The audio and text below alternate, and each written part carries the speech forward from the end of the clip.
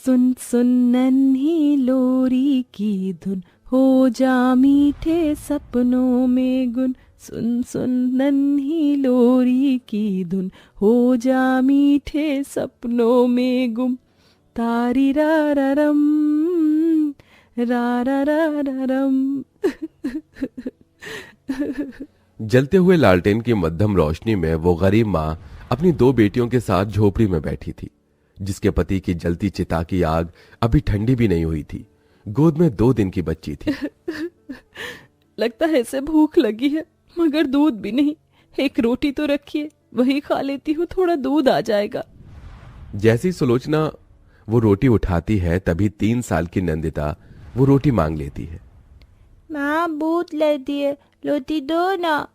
ये ले मेरी बच्ची, खा ले। और उस गरीब माँ ने अपने मुंह के आगे के निवाले को अपनी बेटी को दे दिया। एक माँ के दिल में औलाद के लिए ममता के सिवा कुछ भी भरा नहीं होता। सुलोचना की शादी सुदेश से हुई थी। जैसे तैसे दोनों का जीवन गरीबी में गुजर बसर हो रहा था, जिससे सुलोचना को नंदिनी और 2 दिन पहले एक और बेटी हुई। मगर दुर्भाग्यवश एक हादसे में सुदेश की मौत हो गई। उसने उस परिवार को तिनके की तरह बिखेर दिया। ऐसे में समाज ने उस माँ को कोसने में कोई कसर भी नहीं छोड़ी। हे भगवान, किसी और माँ को मुझसा दिन मत दिखाना, जब वह अपनी औलाद को छाती से सटाकर दूध भी ना पिला सके। जैसे तैसे सुलोचना चीनी का घोल पिलाकर अपनी दोनों बेटी को थपकी दे देकर सुला देती है और अपनी जिंदगी का मकसद अपनी दोनों बेटियों को पाल पोस कर पढ़ाना लिखाना बना लेती है, जिसके लिए वो मजबूर होकर अमीर के घर झूठे बर्तन मांजने लगती है। देखते देखते 10 साल बीत जाते हैं, जिसमें नंदिनी अपनी माँ के दुखों को समझती थी, तो वहीं तानी बिल्कुल अलग थी। माँ क्या कर रही हो? मुझे दर्द हो रहा है। कितनी बार कहा है ना, मुझे ये गंदा सा तेल लगाकर चंपू मत बनाया करो। मेरा टिफिन दे दो, मुझे स्कूल के लिए देरी हो रही है। तानी तो इस तरह से माँ से क्यों बात करती है? माँ तो हमसे कितना प्यार करती है। कोई प्यार व्यार नहीं करती है ये हमसे। अगर प्यार करती तो हमें ये गरीबों वाली जिंदगी नहीं देती, हमें सड़ी हुई सी झोपड़पट्टी में नहीं रहते। तानी की ऐसी कड़वी बोली अक्सर ही गरीब सुलोचना का मन दुखाती। उस रोज तानी जब स्कूल में अपने खाने का टिफिन देखती है तो आलू की भुजिया देखकर पिनक जाती है। तभी उसके साथ बेंच पर बैठी रितु ने कहा, देखो देखो, आज भी इसकी गरीब माँ ने रोज की तरह आलू की भुजिया दी है। बेचारी गरीब कहीं की। उस रोज तानी तिलमिलाई हुई घर आती है, फिर भी सुलोचना अपनी थकान को छिपाकर मुस्कुराती है। अरे आ गई मेरी प्यारी बिटिया। तानी टिफिन को झनाक से पटक कर अपनी माँ को कोसने लगी। कैसी गरीब माँ हो तुम, रोज रोज आलू की भुजिया और रोटी दे देती हो। तुम्हारी वजह से आज मेरे दोस्तों के बीच मेरा कितना मजाक उड़ा, पता है? उनकी माँ उन्हें मटर पनीर बनाकर देती है। तानी मेरी बहन, माँ हमको पढ़ाने लिखाने के लिए कितनी मेहनत कर रही हैं। तो कौन सा उपकार कर रही है? महलों सी जिंदगी थोड़ी दे रही है इस झोपड़ी में। सर्दी में ठिठुरते रहो और गर्मी में सड़ते रहो। जब गरीबी ही देनी थी तो पैदा क्यों किया? तानी के उस सवाल ने उस गरीब माँ के मन को छलनी छलनी कर दिया। मैं एक अच्छी माँ नहीं बन पाई। तभी डबडबाई आंखों से नंदिनी ने सुलोचना को देखते हुए कहा, माँ मुझे नहीं पढ़ना, मैं भी आपके साथ काम करूंगी। दिन गुजरता गया। नंदिनी ने पूरे घर की जिम्मेदारी संभाल ली और सुलोचना अब बर्तन मांजने के साथ कोठी में रोटी बनाने का काम भी करने लगती है, ताकि वो अपनी दोनों बेटी को हर खुशी दे सके। हालांकि तानी को कपड़े लत्ते से लेकर हर चीज मांगते ही मिल जाती, पर नंदिनी कुछ भी नहीं मांगती। मगर कहते हैं ना, दुखों में पली औलाद बड़ी दिमागदार होती है। कुछ दिनों बाद गांव में सरकारी सिलाई सेंटर खुल गया। माँ, गांव में सरकारी सेंटर खुला है, वहाँ पर फ्री में सिलाई और मेहंदी सिखाया जा रहा है, मैं भी सीख लूं। तभी तानी ने इतराते हुए कहा, दीदी तुम यही गंवारों वाले काम सीख सकती हो, पढ़ाई तो तुमसे हो ही नहीं। हाँ। कुछ दिन बाद तानी ने 12वीं पास कर ली और कहा, माँ मैं आगे की पढ़ाई के लिए शहर जा रही हूँ। पर बेटी, मैं तेरे बिना कैसे रहूंगी? माँ, शहर में नौकरी लगते ही मैं आप दोनों को बुला लूंगी। मेरा भी मन नहीं है आपसे दूर जाने का, मगर जाना होगा। असल में तानी ने अपनी गरीब माँ के ममता भरे दिल से दाव खेला था, जिसमें सुलोचना ने कर्जा लेकर तानी को शहर भेज दिया, जहां तानी पूरी तरह शहर के रंग में रंग गई। वहीं दिन रात ठंड में सुलोचना दरवाजे पर बैठी रहती। डाक बाबू, शहर से मेरी बेटी की कोई चिट्ठी आई है क्या? नहीं चाची, कोई चिट्ठी नहीं आई।